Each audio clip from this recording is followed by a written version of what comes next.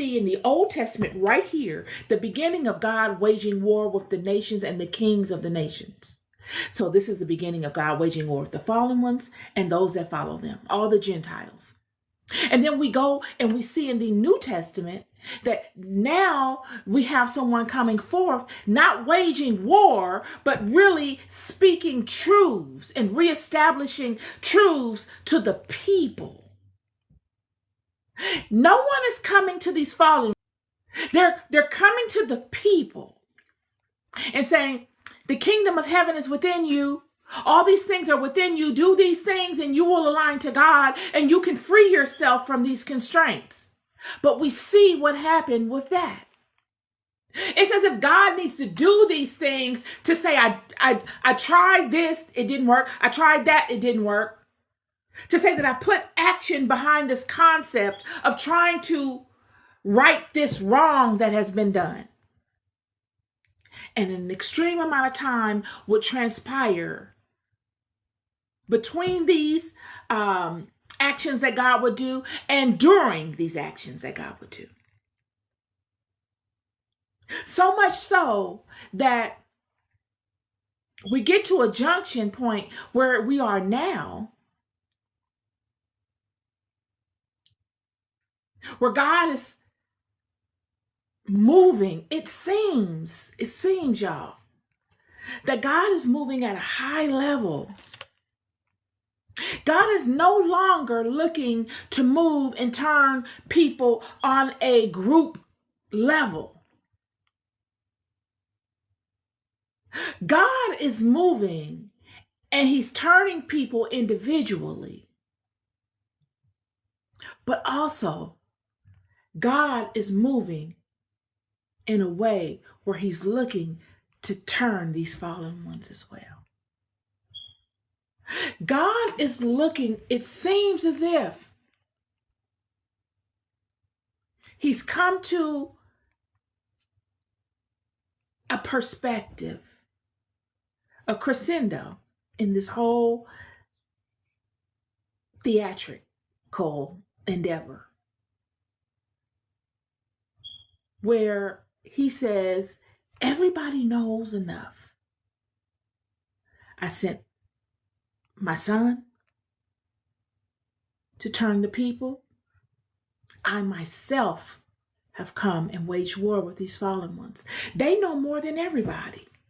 They know what it is. I don't need to come and preach to them. They know. They were in front of me. They know this entire existence. The level of communication I have with them does not need to be at the level that it is to Adam and Eve and their descendants. There's a huge gap in knowledge between these two. So the attention that I give to Adam and Eve, I don't need to give to the fallen angels.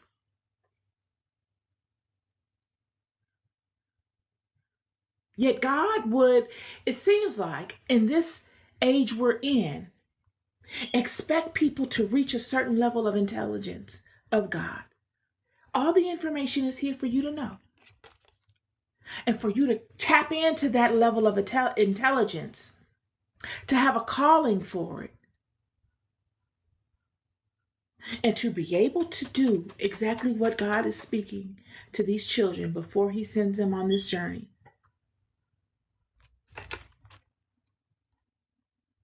Obey his voice. Provoke him not, for he will not pardon your transgressions. For my name is in him.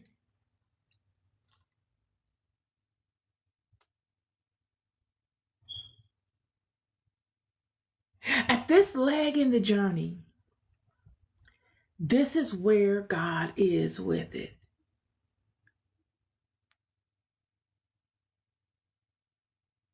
And this will be the only way for you to ascend. This way,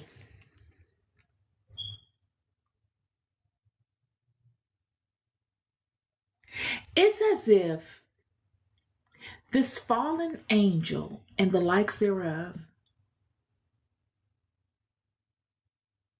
would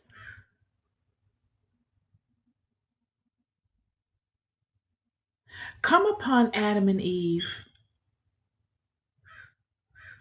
to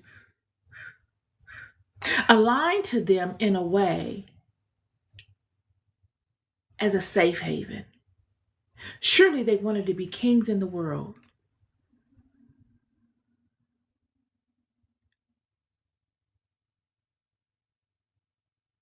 And what better place to be kings in the world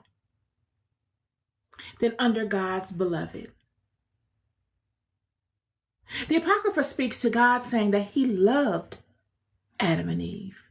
This concept that he had in creating them. He loved them. And he knew, the fallen ones knew what he wanted to do through them. And this love that God had for them made them jealous.